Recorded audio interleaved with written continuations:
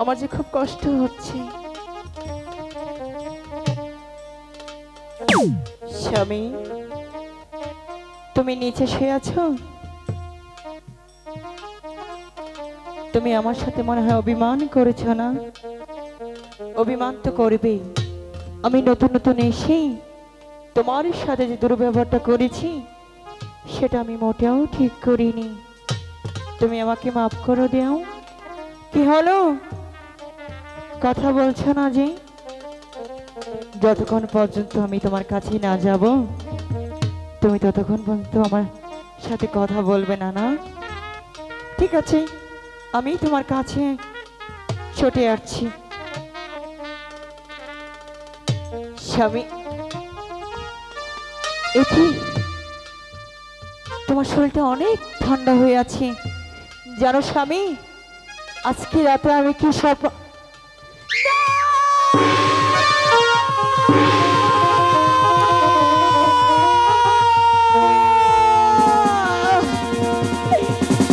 এই দৃশ্য দেখার আগে আমারই কেন মৃত্যু হলো না? ওগো ঠাকুর, আমি এই কলঙ্কিনী মুখ নিয়ে কোথায় যাব? পাড়ার লোকে দেখে যে আমাকে গালি দিবে, আমি কি করব?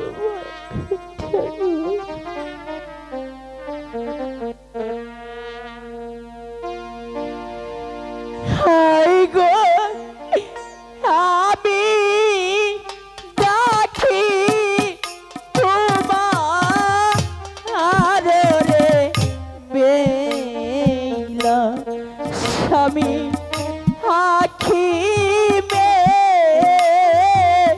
হেলে ছাও গো।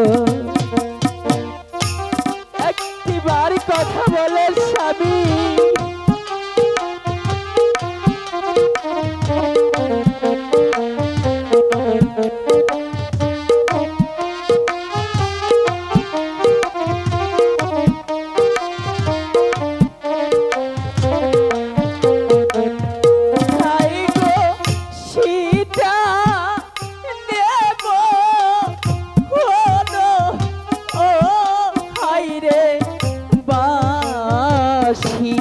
স্বামী হুই যাহাবা রাজা শুনি গো।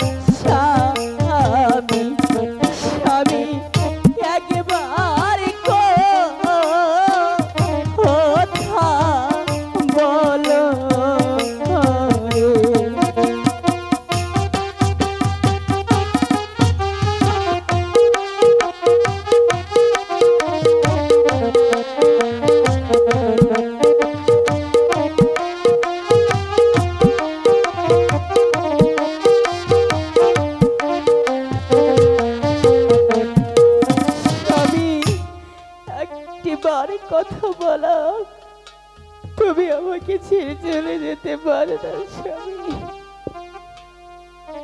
আমার বিয়ার নাম গো ছিল রে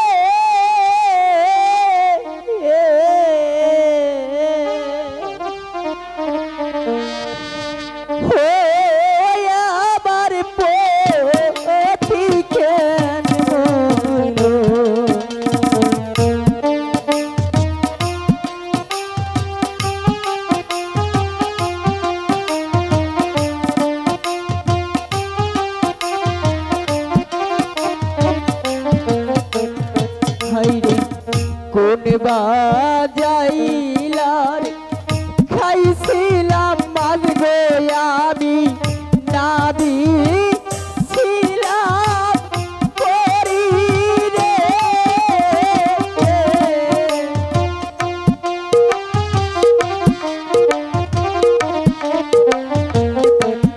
হাই রে সেই না মাদি দিছে রে গালি বেলা হবি স্বামী হারা রে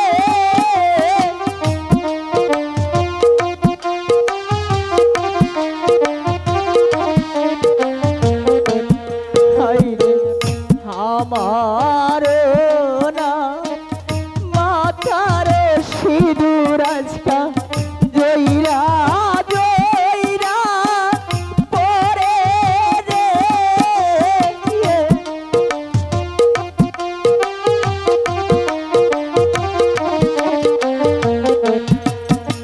না আমি আর এখানে এক মুহূর্ত বিলম্ব করব না।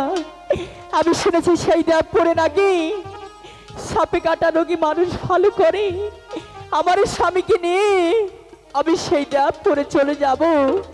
আমার স্বামীকে যে ভালো করতেই হবে। হাই রে মরা স্বামী লইয়া আনারে বেইলা বেইলা পন্তে হেলা দিল রে